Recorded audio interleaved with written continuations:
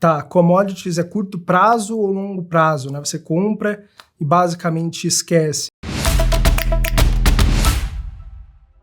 Commodity para mim, e essa é uma resposta talvez bastante polêmica, para mim commodity é um play de longo prazo. Por que é um play de longo prazo? Quando a gente fala de commodity, basicamente a gente está falando de um produto que ele é amplamente negociado, né, e o seu preço depende do mercado, muitas vezes o mercado internacional, né? Saber como que a China está desempenhando, os Estados Unidos está desempenhando, isso vai influenciar o preço da soja, o preço do minério de ferro, enfim. É algo que é amplamente negociado e que não tem um diferencial muito grande de produto, né? Portanto, você é basicamente um tomador de preço.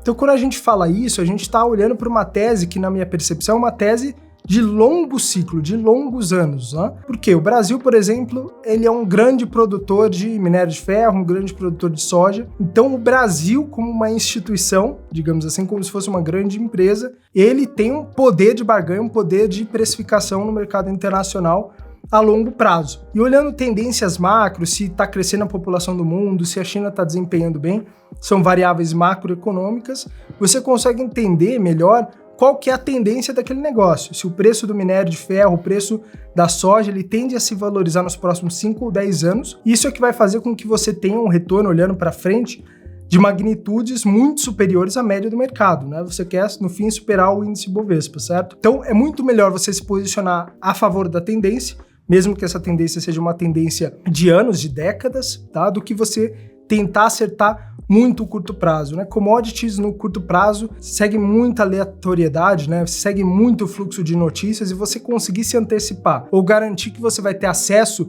diferenciado ou mais rápido às notícias, acho que é muita presunção, principalmente para o investidor pequeno, né? Como que o preço do minério de ferro vai desempenhar no curtíssimo prazo, né? Putz, isso daí está dependendo basicamente do Xi Jinping, né? Que nível de informação você acha que você vai ter? Que diferenciação você acha que você vai ter para ter informações melhores de China e conseguir projetar o preço do minério de ferro nos próximos 6 meses ou um ano, né? Muito difícil. Então é melhor você se antecipar a tendências de longuíssimo prazo e se posicionar a favor e esperar, né? E basicamente você vai ver, se você puxar aí nos 20, 30 anos passados da Bolsa Brasileira, norte-americana, se você fez esses movimentos, é só olhar aí o gráfico, você vai ver que as empresas de commodities são aquelas que mais se destacam no Brasil, né? É o único setor em que a gente cresce produtividade de décadas em décadas, né? Então, eu acho que é um play mais óbvio de longo prazo, mas menos óbvio de curto prazo. A gente tem que tomar um pouco de cuidado, né? Principalmente quando a gente consome notícia, entender o que é impacto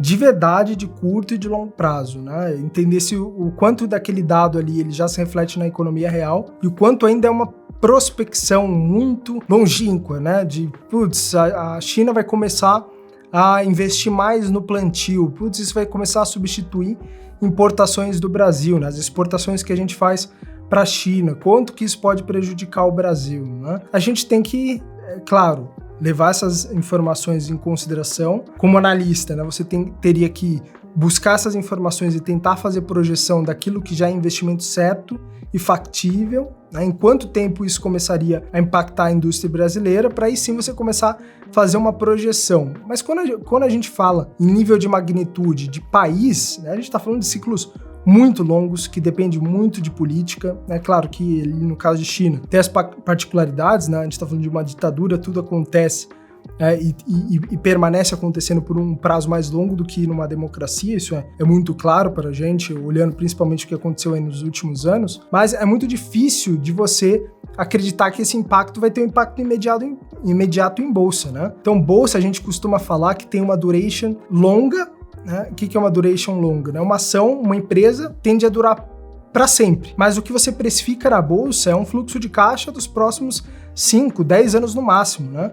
Você não consegue estimar o que vai estar acontecendo, qual que é o fluxo de caixa da Coca-Cola para daqui a 15, 20 anos. Você consegue ali para 5, 10 anos ter uma boa estimativa de como vai estar aquele negócio, né? E quando a gente reflete, né, principalmente ali de commodities, como isso vai impactar em bolsa, isso é muito parecido, né? Então notícias pode afetar ali um dia, 2 dias em particular, mas pensar num horizonte de tempo ali de 2, 3, 5, 10 anos de investimento, né, que você tem ali na sua carteira, você não consegue estimar movimentos acima de 5 anos. Isso aí é uma loucura.